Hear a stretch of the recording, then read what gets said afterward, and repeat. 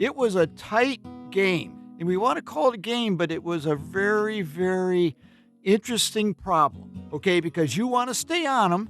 You want to know what they're up to. You want them to know I can get you when I want to, but you don't want to push it so hard that they feel like they have to do something. The mission of the submarine service is to remain stealthy, unseen, undetected.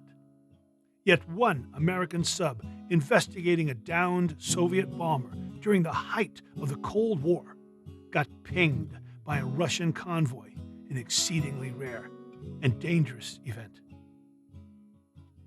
Hello, welcome to the Mighty Pen Podcast. I'm David L. Robbins, your host and founder of the Mighty Pen Project, a free writing program for veterans and their families, in partnership with the Virginia War Memorial Foundation in Richmond, Virginia. Chris Knaggs spent 25 years as a U.S. Navy submariner. Today's episode, Detected, describes an almost unprecedented event in the history of U.S. submarines. Early in Chris's career, his sub got marked, pinged, and attacked by a Soviet convoy 100 miles off the Russian coast. The telling of this Cold War encounter is fast-paced, even breathless. First, let's listen to Detected, read by Dean Knight. Then Chris Knaggs and I will talk about his long, extraordinary service as a warrior beneath the world's oceans. The message told the submarine Pintado to return. Return to the Barents Sea. Return to observation of Soviet naval activity. Return to exhaustion, tension, and possible glory. Captain Paul Addario read the message to his officers. A collective groan grew from all, then fake enthusiasm engendered by brave small talk. Addario, stoic and stone-faced, ordered the sub back. The captain's calm demeanor belied an acidic stomach and intuition that their luck could not hold. 5 days ago, on an intelligence mission off Murmansk, Pintado ran into a submariner's dream, at least a U.S. submariner's dream, several Soviet surface ships circling a point in the ocean. Something lost for sure. For days, Addario made periscope observations, collected sonar data, took pictures, and even went under the surface ships for underhull photography. He found evidence of an aircraft crash. Addario ran the sub west off Norway to safely report findings. He expected to be congratulated and told to come home. Instead, the message said go back, observe, and report. The Pintado ran at flank speed. 650 feet down, the ship moved only 300 feet from the bottom. Sonar was blind. The sub's own propeller noise drowned out the sound of pursuers. Battle stations had been called. Captain Addario couldn't believe he'd been detected. How was that possible? The sub's watch stations were manned. Captain Addario stood over the geographic plot crammed between the periscope stand and attack center. The executive officer and weapons officer stood opposite the captain. On the plot, tissue paper was hurriedly laid over a chart of the ship's current position. Small pencil lines marked location of the threat. Addario's butt rubbed against the head of the sailor manning the torpedo control console. Addario moved closer to the geoplot. "Attention in the control room," Addario barked over the noise of excited jabbering. The ship's speed closed in on 20 knots. The ship control team did not look back, concentrating on maneuvering at a high bell. "We may have been detected. As you heard, a couple active pings got us. Sonar believes those pings returned energy. One of the Soviets, a Kristiansen-class destroyer, turned towards us." Addario had never been hit by an active sonar except in exercises. 25 years in the Navy, and not once had he been detected. He had never even heard of a U.S. submarine being detected. The control room was quiet, subdued, tense. 100 miles off of Murmansk, there would be no help. Addario spit out a hair chewed from his beard. "Last periscope observations showed 3 destroyers up there, as well as the Moskva. I intend to run at speed for another 5 minutes. Then we'll do a sharp turn and go quiet. If they follow down our last track, we might be able to drift away." The torpedo room was ordered to load an evasion device in the signal ejector. Over 24 pencils were sharpened and laid on the plotting table. Like surgeons ready for an operation, the officers grabbed parallel rulers, dividers, and erasers from enlisted men. These men sat at the feet of the officers to save room. 7 people wedged into the space of a small bathroom. Every man avoided touching another. On the control stand were 2 displays, all eyes craned to the displays. One showed broadband noise.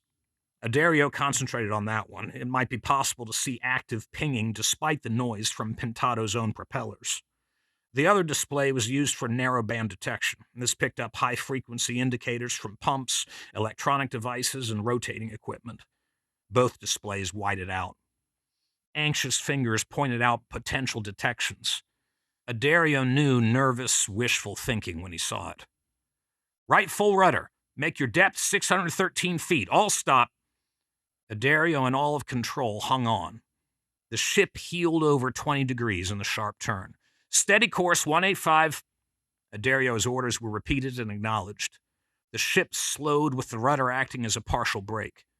Sonar reported hearing active pinging from 3 sources. Small dots appeared on the broadband detector. That would be our guys, Addario said. Start plotting. Skunk 1 at 345. She's another cache, and I'm not worried about her. Skunk 2 is the destroyer who turned towards us. She's due north. That's the bastard that hit us. I still don't understand how. Skunk 3 is a warship, maybe a Burevestnik frigate type. Never got a good look at her. Sonar reported the loud, multiple propeller noises of the Moskva. Moskva was a helicopter carrier and pride of the Soviet fleet. Sonar thought Moskva had also turned to the south. Moskva meant helos up and looking. Captain Addario made stars on the paper to indicate an estimate of Soviet ship positions when this debacle started.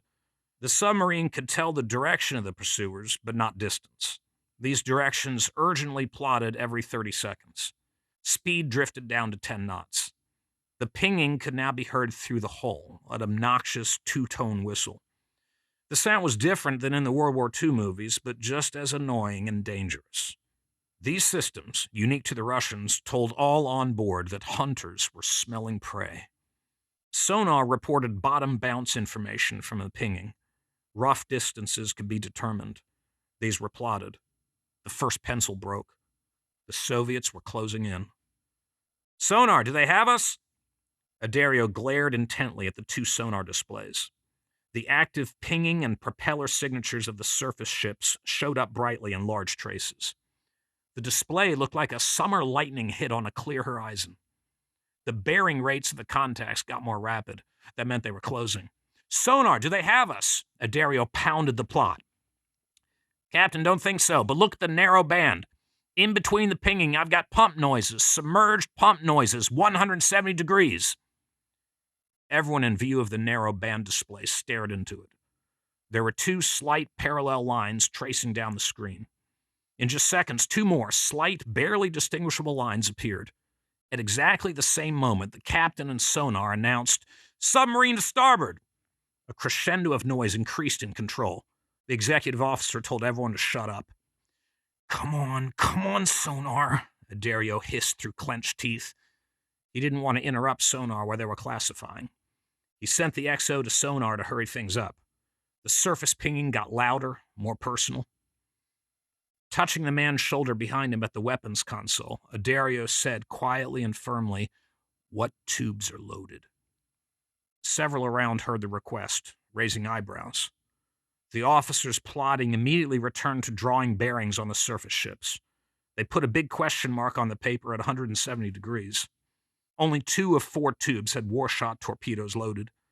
Still in contact with the sailor's shoulder, Addario ordered, "I know you've been loading targeting information on the destroyers. Keep doing that, but your priority will be this sub once we get data."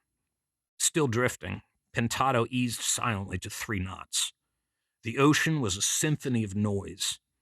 Pinging, surface ship screws, and flow transients on the broadband were now audible through Pintado's hull. Narrow band showed additional traces coming from the south. The XO ran the 15 feet from the sonar shack to geoplot, tripping not once but twice. He looked alarmed. There was not 1 sub, but 2 subs. A Victor II and a diesel boat. The diesel boat, probably a Tango, maybe a Whiskey, only heard because of a bad shaft rub. Distance was unknown, but both submerged together and probably outside 10,000 yards. Left full rudder, all ahead flank, set course north, make your depth 250 feet. A chorus of disapproval erupted in control. This would take Pintado right at the deadly destroyers. Not only that, but going shallow would make it easier for them to hear. Despite misgivings, the orders were followed crisply. No talking now. Second guessing would stay internal. Catholics made the sign of the cross. Protestants did the same, just in case. God or no God, the crew trusted Addario. Addario left the geoplot, taking one step onto the periscope stand, announcing, "Attention in the control room! Attention in the control room! We walked into a trap. Don't know how, doesn't matter. My intention is to aim directly at Skunk 2, the middle destroyer. We're going right under her, as close as we can get. Let's confuse them in their own noise." Sonar reported losing all contact with the submarines due to the speed increase. The surface ship pinging got louder and more rapid. Geoplot said the other two surface ships were changing course. Bearings indicated a turn towards Pintado. "Our problem is those two submarines. We're being herded by them towards the surface combatants. Pintado is going to scream by the surface ships. Then we'll go deep, turn 60 degrees, launch an evasion device, and go back to this north course. Then we go ultra quiet. I don't know their intentions, but we're only 100 miles from Russia. We're making a lot of noise now, so I want war shots loaded in all tubes. Do not, repeat, do not open the outer torpedo doors. If they hear that, they might start shooting. This might just be a game of hide and seek, but you never know with these Bolshevik bastards." The nervousness of the watchstanders eased, despite the real danger. There was a plan. It was always better with a plan. The sub was now at full speed with an ordered depth of 112 feet. Sonar had long lost the submarines, but sonar did not need to hear the surface echo ranging. The pings of the central destroyer rattled off the sub. Those who could covered their ears. Ping, ping return. Ping, ping return. Ping, ping return. Then just a joined loud noise, whistling, obnoxious, scary. Every sailor looked up as if he could see the ship just a few feet above. The churning of two distinct propellers on the port side shook gauge glass. Standing men hung on, waiting for a collision. "Okay, ease the boat down to 600 feet. A quartermaster shouted out that the secure fathometer had only a 650 feet depth here and getting shallower. "Okay, dive. Make your depth 590 feet. The depth was dangerously close to the bottom at full speed. The pinging was lost in Pintado's own stern noise, but the broadband displays still showed the energy in the water. Geoplot kept track of the bearings, plotting calmly and precisely. Pencil tips broke often. 2 minutes later, Geoplot saw the change. The closest destroyer had started turning. Rubbing his hands, Addario gave the XO a thumbs up. He was slow. "Helm, get ready. As soon as he regains us, we turn. Prepare to launch the countermeasure." Every minute, the sub raced 1,000 yards away. The plot showed the destroyer turning to follow Pintado's last bearing. The audible echo ranging returned. Addario took a deep breath, then 3 more. A possible active sonar return from Pintado was sensed. Low energy, weak. Sonar reported the destroyer going to flank speed. The Russian captain ordered his first turn. The destroyer had a sniff. At the end of the turn, the countermeasure was launched. In the turn, the ship's speed and burst of compressed air sent the device a few miles an hour at a right angle to the boat. A 180-degree turn now ordered away from the countermeasure. Sonar announced that the countermeasure had activated. The ocean filled with the sound of 1,000 Coke bottles with fizzies dropped in. The purpose of the device was bubbles, millions of bubbles, timed released bubbles. For miles around, there would be no passive sonar hearing at all. For a couple miles, active sonar's underwater picture looked like an endless fog. Pintado ran at high speed as the countermeasure worked its magic. Addario estimated the sub had made almost 4 miles from the drop. "Rig ship for ultra-quiet. Sonar, find me those subs." In ultra-quiet, the ship did something counterintuitive. Sailors broke from their battle stations and went to their racks. Unless at a watch station and involved in the fight, you went to sleep. Shoes came off, pockets emptied, watertight doors closed in case of flooding, opened. All pumps and fans secured. No talking at all except in whispers, and only when required. The reactor was set into a low power condition. Steam was allowed to leak into the engine room to prevent accidental overpressures. Recirculating fans always ran in the submarine, a white noise unnoticed until it stopped. The fans turned off now. The silence was a measure of desperateness, as loud as any echo ranging. The remaining crew in control put all coffee cups, cigarettes, and manuals in a bag loaded with towels. Ultra-quiet was a big deal. Most of Pintado's sailors had never done it for real. Some junior officers hung around control. They wanted to help, to be part of the action. The XO pointed them down to the next deck and made a sleep sign with his hands. No exceptions for anyone.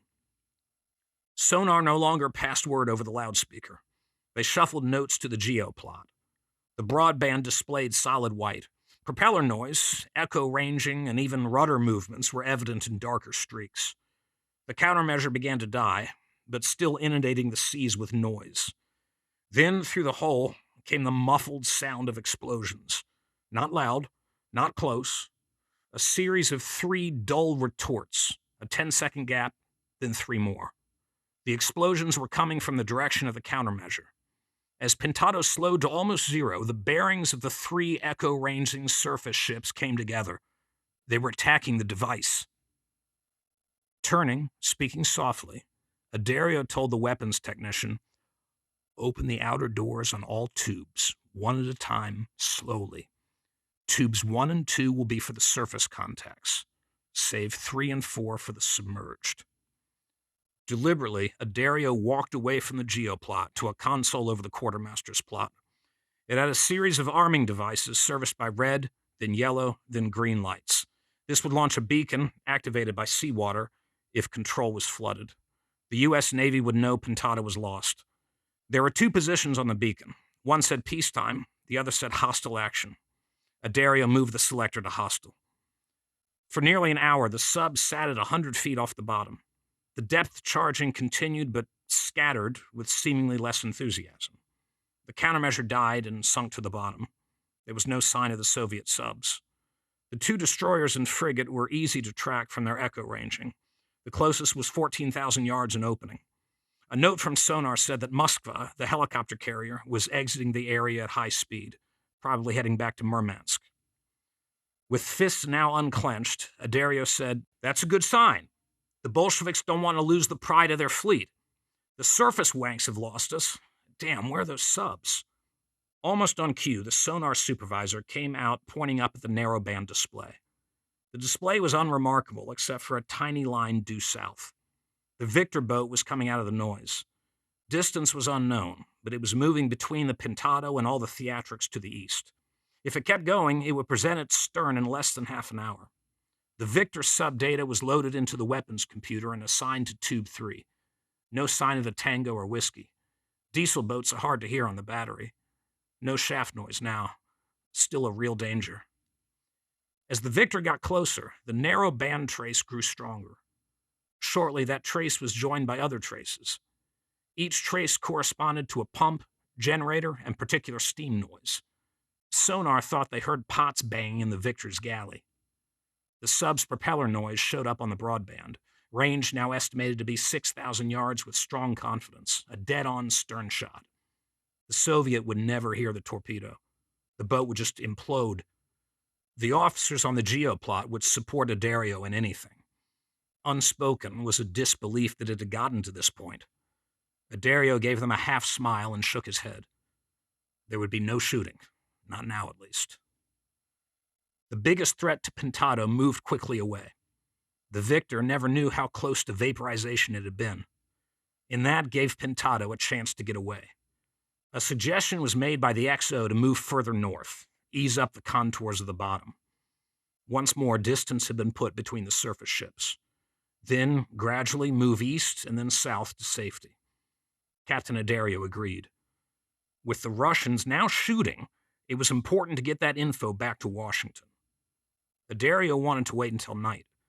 Nighttime always cut down on the aggression of skimmers. Subs lived in the dark, cherished it.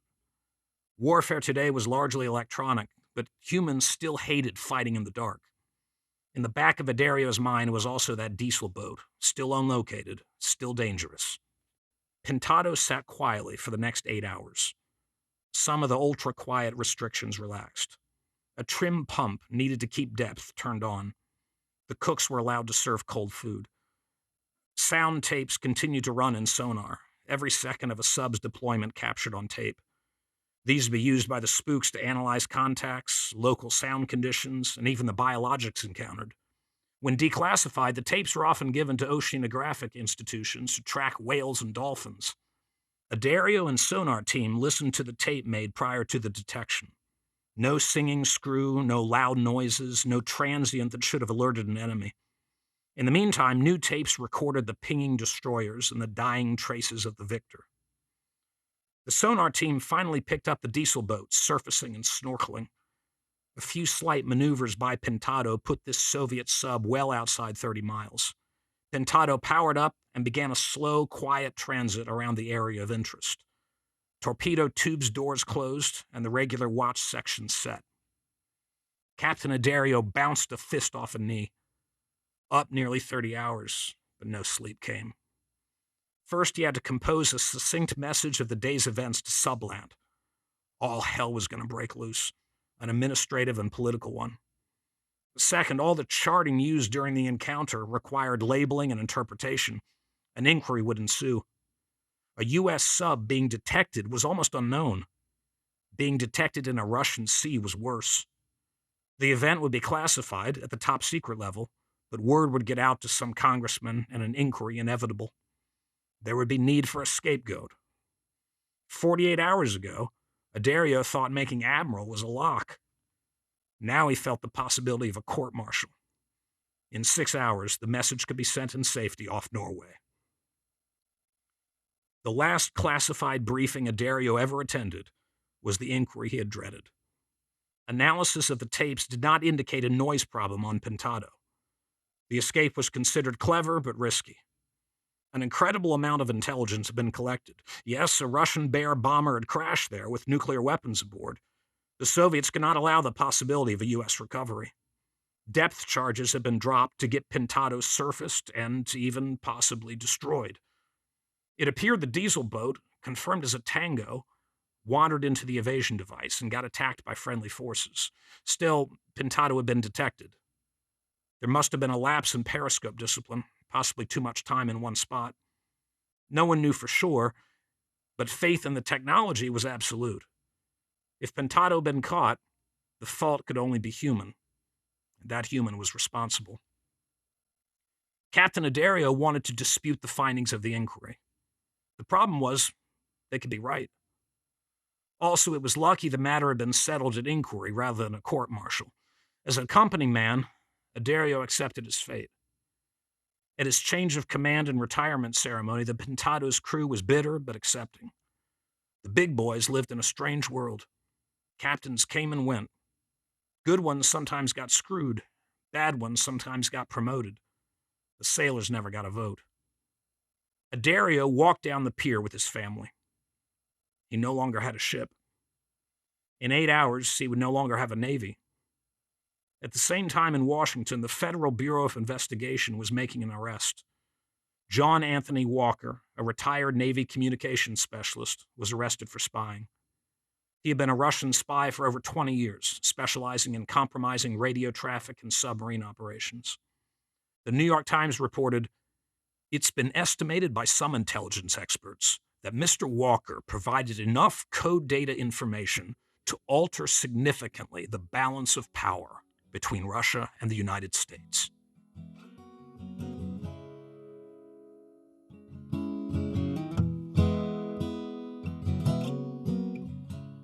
I'm joined in the studio by Chris Knaggs, the author of Detected. Chris, on the edge of my seat, listen to that story. Let's do a little housekeeping first. Captain Addario, the Pintado, those are made-up names, but this is a real event, yeah? This is a real event. Okay. In the mid-'70s, at the height of the conflict of the Cold War between the United States and the Soviet Union, a Soviet Bear bomber sank 100 miles off the Russian coast, and a large flotilla of warships were surrounding it to make sure nobody got anywhere close to this. And that's what Captain Adario and the Pintado happened onto. Chris, one of the things that just jumps off the page to me listening to that story is how beautifully you put the listener, the reader, into the bridge of a nuclear submarine. I mean, there's the radar screens, there's sonar, there's pings, there's periscope, there's chart table, there's war shot torpedo tubes, there's call outs for depth. You describe the ocean as a symphony of noise. I mean, how many years did you serve on board a submarine? And that was relatively junior on that submarine when it happened. But I served on submarines of different types for probably 25 years. Okay, now, a lot of the other services, the commander can be at a safe distance. He could be at HQ. He could be behind the lines. But if you're the commander of a warship, it's your ass, your player coach. I mean, what came through here is Adario is making those calls to men that are standing a foot, inches away. There's no real distance here. And it's second by second and move by move. It's a chess game that he is intimately in the middle of. The tension, it seems unlike any other military leadership experience. You're so in the middle of it. Yeah? Oh, absolutely. And if I make a point, so is the entire crew. One hit and you're gone. And Everybody shares a fate on a everybody submarine. shares a fate, as 52 of our submarines in World War II found out. And we have guys on sound-powered phones, so they're whispering. So all the compartments are hearing, Right. now they're doing this, and then they're doing that, and, and that kind of thing. So everybody knows this is bad. We're in trouble. How often did Russian warships fire on American submarines, if it's not classified, and if it is even better, during the Cold War? Was this remarkable? I would say it's remarkable, but not isolated. I don't know the answer to that, but if you go back in history, you'll find lots of incidences where we're following and we run into each other. Okay. Yeah. We force a Soviet submarine to surface off the coast or something like that. I mean, it was a tight game, and we want to call it a game, but it was a very, very interesting problem. Okay, because you want to stay on them. You want to know what they're up to. You want them to know I can get you when I want to, but you don't want to push it so hard that they feel like they have to do something. In your 30 years in the military, were you fired upon? This is probably the only time I was actually fired upon in the whole time of my Navy. Okay. Now, why did you describe this as having walked into a trap? Well, the story doesn't elucidate it quite right. We actually found these guys by accident. We were actually going off on an intelligence mission off of Russia. We were taking a route we expected to be relatively clear. The Russians transit to get out near the Shetland-Orkney Gap and where they would transit into the ocean. And then all of a sudden, we walked into this. We said, what the heck's going on here? And the captain says, well, let's find out. And we actually spent almost a day doing nothing but surveying them, getting information, didn't know what they were up to, okay, thought they might have had a Norwegian sub down or something like that. Then we broke contact and we moved real fast to the west, okay, where we could radio without giving ourselves away to tell everybody that something was up. And then they sent us back.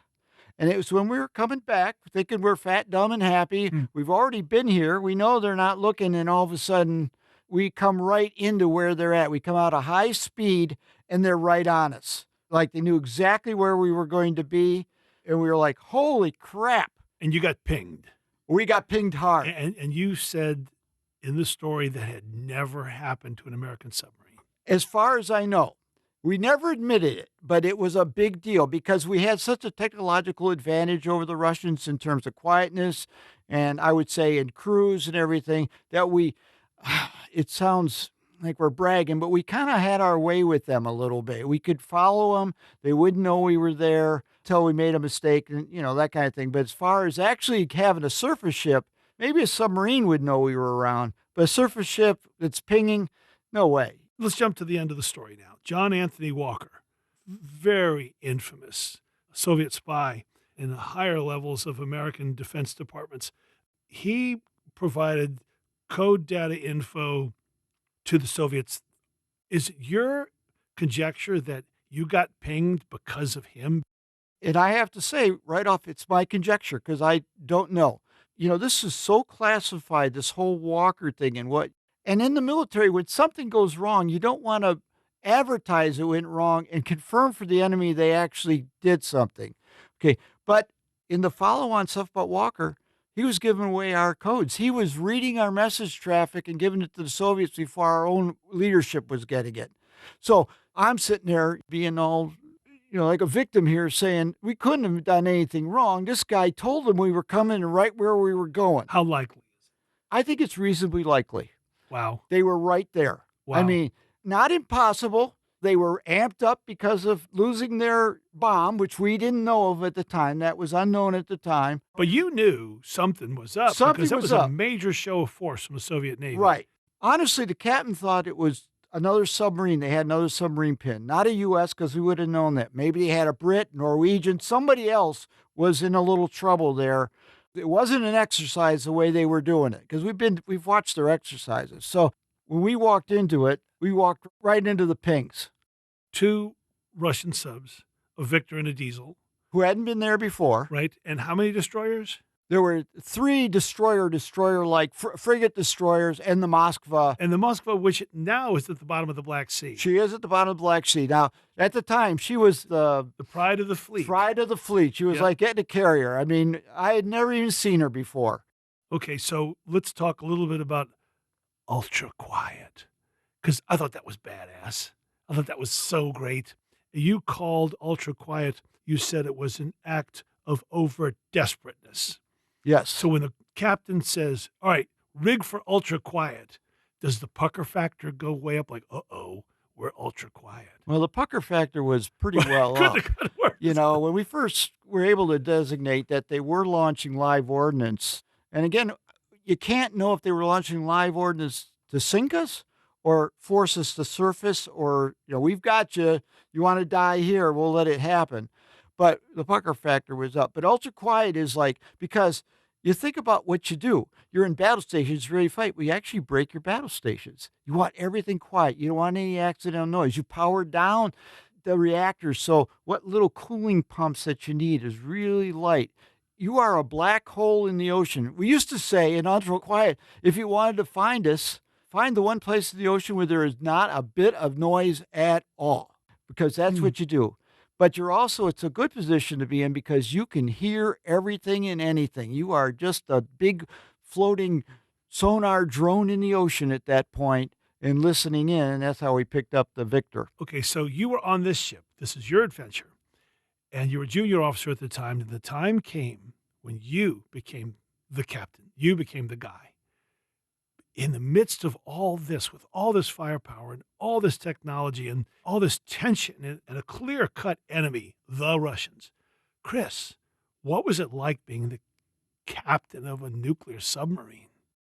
Well, it's a great honor. You work very hard for it. I don't care about any of that. Yeah. I want the exciting stuff. Well, I mean, usually you make one deployment at least. A lot of it ends up being very similar missions to this, not running into a bunch of things, but lots of intelligence gathering. I was in the Pacific, so, we were all the guys that were starting to emerge as problems. I'm hesitant to talk about it because it's a little more current than this thing that happened back in 76, I guess it was. So what our submarines do, but they're out there every day. Okay, but in this episode, you raised your outer doors, and you said, don't raise the outer doors. Right. Because they could interpret that as a warlike act. If they heard it. Yeah. Right. So you, in this episode, raised your outer doors. But we also did it at full speed. So at that point, we can't hear anything. They know something's going on down there. There's an invasion device, and we can open outer doors. We're pretty close to the surface ships at that point. When you do one of these invasion devices for a mile around, it's just bubbles. Okay, but you raise the outer doors to send out the evasion device. What would it have taken for your commander to fire on those Russians? I think, we have rules of engagement, and I really don't know specifically what his rules of engagement. That usually just the captain acts, so no, you will do this in event of enemy action, which could be you will do nothing and just take the hit, or usually you get self-defense. I would say if that Victor had turned back towards us, clearly had turned back towards us and showed that it was not an accident, there would have been trouble. We have a procedure in submarines called snapshot, which is basically a way you have your torpedoes set. Now you set for where you think they're going, but you have one set. Last bearing, launch the weapon, let the weapon seek it. Just even if you don't hit the guy, you got the guy thinking, holy smoke, I got to go do something different. And we were really prepared to do that. But I think at Captain Dario, I think he thought, he was pretty sure. He actually said, he says, I don't think they're holding us. Okay, I think they've lost us. I don't put it all in the story because it gets too much. But, everybody calm down. Let's ease off here. We're not starting, I think he knew he wasn't going to have to do that. But he'd be prepared to do it if he had to. But some Russian commander ordered the drop of depth charges. Right. Somebody out there knew that was an act of aggression. What would it have taken to answer that? Well, they would probably, if they were in the World Court of Sea Duty, said, we started it. Because we charged off towards them at full speed, okay, put out evasion devices, did things that were, they could say, very aggressive. Right. Okay. This is the Cold War. It gets dicey, about whatever. And they would probably say, self-defense says I get to do something too, and they did. This is what makes this whole thing so exciting, because it's so murky. Aside from the water being murky, you're blind, you're relying on sonar and on guesses. And this is what I love about this particular story and this kind of confrontation, is it's not really mano a mano. It's that, but it's bigger. And I just see this. I see you, Chris Knaggs, my friend and my writer in the Mighty Pen. I see you standing up on the Periscope platform talking to your crew in these firm whispers. Everybody stay calm. Yeah. Don't open the outer doors. Everybody socks and put the coffee cups in a bag of towels. And it's just so exciting. And when I think about it, I was still relatively junior. And let me just say, one of the interesting things on a submarine is they have ability with their computers to send to all our sensors fake signals. So all of a sudden you get called to battle stations and they would have a battle problem for you going, okay? Which made it look like there was really ships out there, but there wasn't. And then you would man up and then whatever, the battle problem, and you would do it. So when I first get in there, okay, my first reaction is, oh yeah, here we go, It's a another drill. battle problem. And I can remember saying to the guy next to me, geez, they've really got it because they've even got the sound coming through the hull This is now. so authentic. How authentic. And How he's like, lifelike. and I'm like, wow, I'm sitting there, I'm doing my plot called, it was a contact evaluation plot. And I'm doing that. And I'm sitting there like, these guys are tense, but everybody's quiet. Everybody's doing their job. But this is different than a little drill. We're really into something here, Look, for a young sailor, this must have been a remarkable rite of passage to get fired on by Russian warships and play hide and seek with Russian submarines. I could just say, wow. And I thought you did a great job capturing that in the story. You're 100 feet from the floor, the ocean floor, at top speed. Come on, man. And this is my first attack submarine deployment. So I'm sitting there like, does this happen all the time on these things? And they're all, and everybody else around the room after it's over, where you're debriefing, we've never had that happen ever before. And some, captain had never had it happen before. We've never done that ever for real. Okay, so in the end, Dario gets mustered out of the Navy. Did he get scapegoated? I think so. Yeah, but they did let him retire. He didn't get court-martialed. Okay. In the fog of war, I go back to, I try and give the Navy a break and say, did we do something wrong? I think we got detected because we went right where they wanted us to be. Okay, but that could be wrong. Maybe we went too fast, too long, right? We weren't even quite to where the problem was. It seems unlikely, but maybe we did something wrong. And, they had big debriefs afterwards. We were never part of it. Then you have the added complication of having a spy. Right. Yeah, That's going on the same. We didn't know that was going on, Right. but I would say if you look at the history, if people go back to history, we were starting to have weird problems like this where guys were trailing Russian submarines and all of a sudden, they would do this kind of maneuver. It was clear they knew the Americans were behind. And that never happened. But, the American submarine would have gone up at different times, radioed back, I'm behind this submarine right here. I've come up, I've radioed, I'll go back and keep following and whatever, which means that if there was a spy, that went right to That the would explain Russians it. and That would said, explain hey, it. buddy, you're being followed right now. Was that it? I don't know. Maybe not knowing that there was a nuclear weapon involved. I think if they had known that, they would never have sent us back. Don't kick that hornet's nest. Yeah, we're right? not kicking that. We had no capability to do anything with it anyway, or get it, but no. We wouldn't allow anybody near us either. So Right. who knows, I don't, that's for sure. Chris Knaggs, All right. Captain Commander, thank you so much. A great story.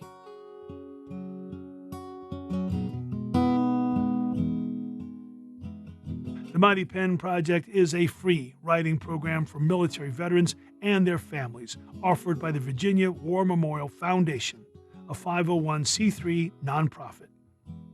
If you'd like to learn more about the Mighty Pen or just send us your thoughts, email us at mppodcast@vawarmemorial.org or use the link in the podcast description. If you're a veteran or a family member of a serviceman or woman listening to this podcast anywhere in America, and you want to learn how to best write and tell your own powerful stories, you can sign up for one of our Mighty Pen writing workshops on Zoom. If you want to read today's piece and many more, use the link to go to the Mighty Pen archive. If you enjoy this podcast, please share it. Music for this episode was provided by Jackson Albrecht. Lastly, if you'd like to support the Mighty Pen's efforts to record and preserve these stories of service, adventure, and sacrifice, follow the charitable donation link in the podcast description. I'm David L. Robbins, and I want to thank you for listening to the Mighty Pen Podcast. It's an honor.